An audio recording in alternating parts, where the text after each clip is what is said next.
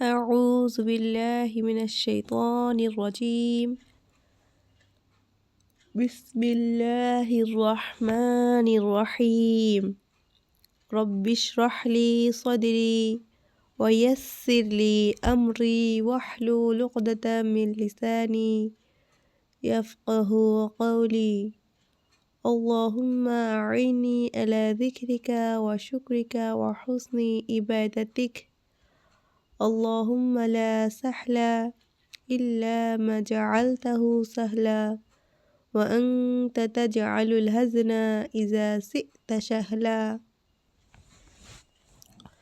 আলহামদুলিল্লাহ আপু মিনিট আমরা ইতিপূর্বে তো বাকি মাখরজ বাকি ইস্তেগফারগুলো কমপ্লিট করেছি আর দুইটা মাত্র বাকি এই পিডিএফে আজকে আমরা দুটো পড়ে ফেলবো ইনশাআল্লাহ। ইতিমধ্যে আমরা অনেকেই এইটা জানি, তারপর আবার রিপিট করব। আজকে যেই ইস্তেগফারটা আমরা পড়বো এটা আমাদের জন্য অতি গুরুত্বপূর্ণ।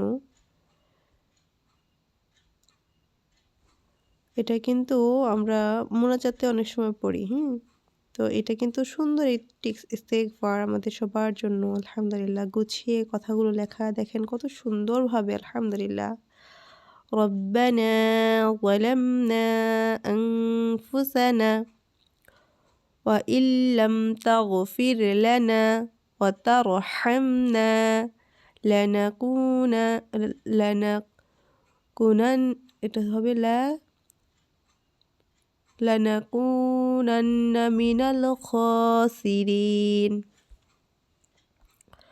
রব্বানা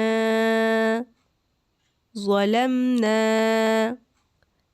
হে আমাদের রব আমরা নিজেদের উপর জুলুম করেছি। আনফুসানা ওয়া ইল্লাম তাগফির লানা আর যদি আপনি আমাদেরকে ক্ষমা না করেন ওয়া তারহামনা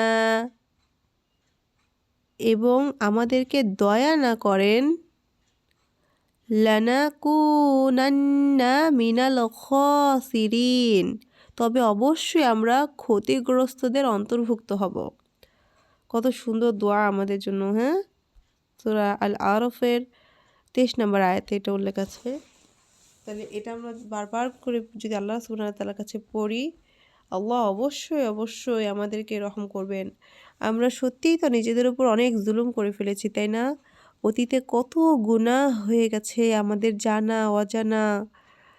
আমরা জেনে না জেনে কত গুনাহ করে ফেলেছি নিজেদের নফসের ওপর, আত্মার ওপর।